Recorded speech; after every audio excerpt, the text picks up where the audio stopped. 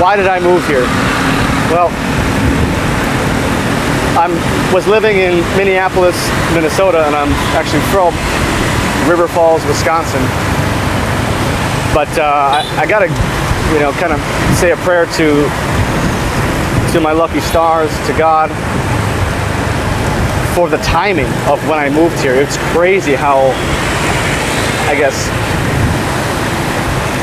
maybe it was fate, but the timing was absolutely magical.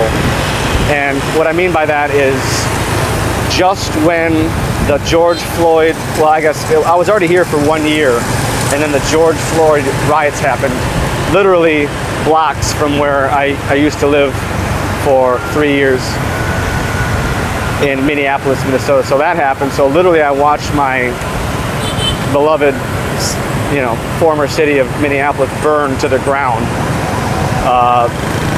because of, the riots. That's also when, of course, that was the peak of woke culture, right? So that was just kind of the, I guess, the beginning, where it all started would be the George Floyd, which happened in my backyard. So I got out right before then, and then I also got out right before the pandemic. So just really fortunate, the timing when I decided to move here. Now, is it too late for you to move here? Absolutely not. I would even go further and say, what are you waiting for? There's no time like the present. So I would say, move here yesterday. You will not regret it. Everyone here is friendly. It might not seem like it because they're not, smiling at you like maybe people in Thailand or some other cultures. But once you understand the kind of collectivist mindset that they have here in Vietnam, you realize that just because they don't smile doesn't mean that they're not going to help out their fellow man, fellow woman. For example, if you're in a small motorbike accident and the light goes down, everyone will jump to your aid and dust yourself off, help you up, get the motorbike back going. And even you don't need to speak the language to appreciate that kind of culture, right? So that's a huge point in favor of moving to Vietnam. So I'm gonna actually get off this highway. This is a boring ass highway. Big shout out to Gamer Abroad. He's like the founder and the inspiration for motovlogs in Vietnam, or at least my inspiration. So thanks, man. This is just my first attempt, obviously. Can only get better from here. You don't even want to see how ratchet the setup is on my helmet right now. Well, let's go down. This looks like a nice little street. Let's go over here.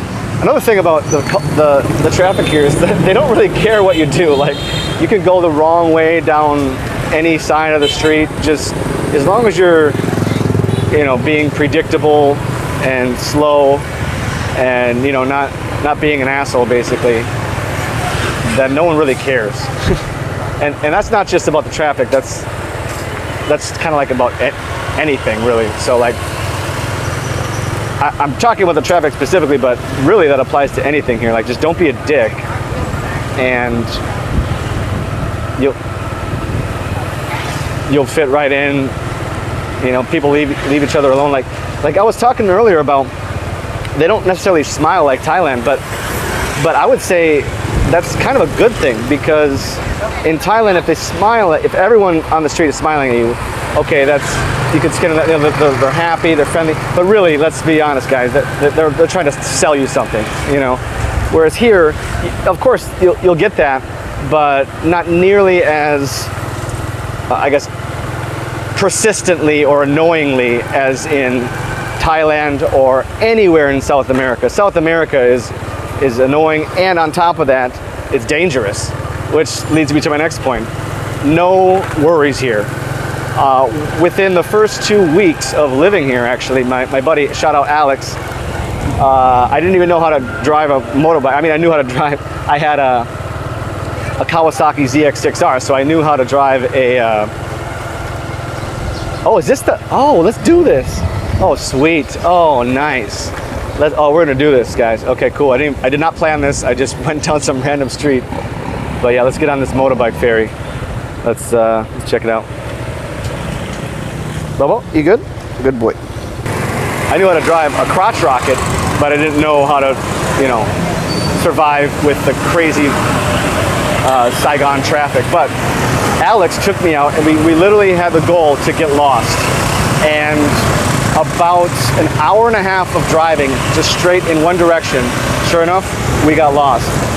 So, and we got off, and we're like, okay, we're officially lost now. We looked around, we couldn't see any,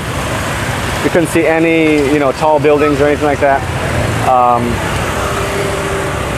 And we were lost. And that's when I had my first banh mi.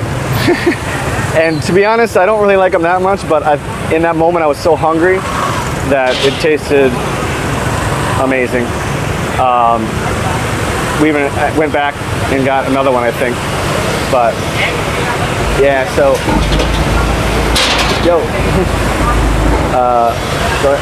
so that's just a good example of how safe it is here. Like you could literally, which we did, you could get lost and just approach some random person, and you're pretty much good. So I don't know many other countries that I can say that about. So yeah, we're taking off already. Perfect timing. That was excellent, guys. All right, so now we can start the bikes and get off. Very efficient here. Like we were almost the last ones off, and I noticed they didn't even charge us.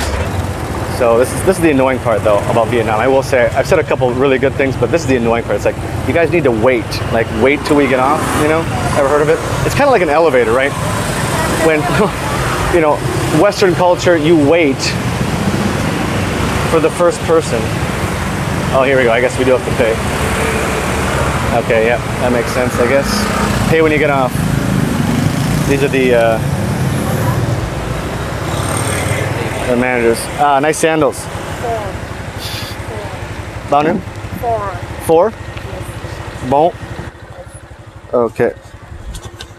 There you go. Thank you. Okay, come on in. Thank you. All right, let's go. What was I saying? Oh yeah, the annoying part about Vietnam is they don't really understand the concept of waiting or like a line.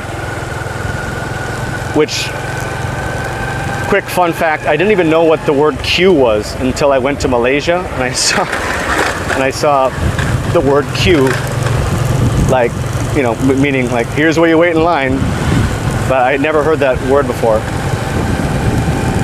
But yeah, they don't know how to wait, and I'm not sure. My theory is that it's still a poor country overall, so I think they're still kind of with the mentality is like, if I don't get in front of this line, if I don't get what I need now, then it'll be gone. Like kind of like a rationing, socialist, communist type mentality where it's like, I gotta get mine, otherwise I might starve or something. So I think there's still remnants of that in the back of their mind. Same thing with driving too. You just gotta. I learned by watching what was it? The Disney movie about the racing cars. I'm having a brain fart on the name of this. Cars, yeah. So I think it's in the third one, maybe, where they say, if you see a window, take it. And I'll maybe splice a clip in here to give you guys the example of what I'm talking about. But it's not necessarily natural. But what it means is if there's a spot that's kind of open in front of you, I'll try to give you an example right now. So.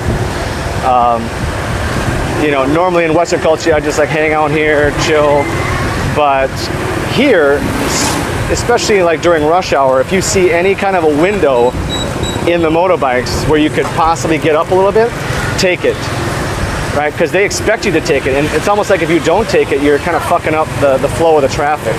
So I thought that was a really good tip from from cars. I think it's, like I said, I think it's the third one. But check out that scene. I'll try to post it on this video if I can. But once you start doing that, it actually kind of makes sense on how the traffic flows here. It's really just organized chaos. Everyone more or less takes their turn.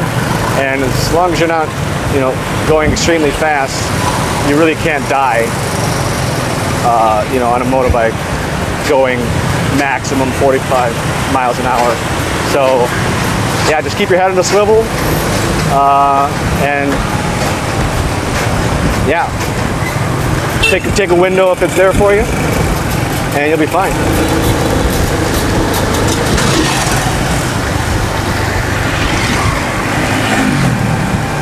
This will be a good route. We'll go home and have a home cooked meal from May, my mother-in-law, May. And May is just the Vietnamese word for mother. And also check out the video. It's USA versus Vietnam, where we actually went with May to America. It was a wonderful trip. We did it all. We saw Minnesota culture. So we went straight from pretty much cabin culture, like lake life. Shout out to my brother Forzy. He took us to his lake in Tony, Wisconsin, and it's just God's country up there. So yeah, check out that video. I'll post it here. And we just took a ride on the jet skis, on the pontoon, which is, you know, like a flat boat for all you noobs out there when it comes to you know, cabin culture, Wisconsin culture. And then we went to the bar, of course. So really proud of that video. Check it out if you're curious to see kind of the difference between this kind of life here and life in America.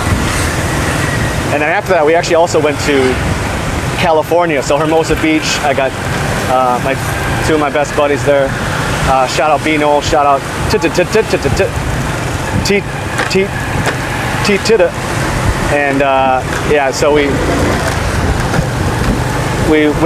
went to the Gold Coast, ripped some lines from here to Tejas, and had a good time there. Enjoyed the weather. But yeah, May was with us the whole time, so it was really special having her there. She met the family for the first time, so that was magical. So yeah, check that out if you're curious to see what my house back home looks like. That's the video to watch, America versus Nam. So yeah, if you made it this far, thank you so much for checking out the video.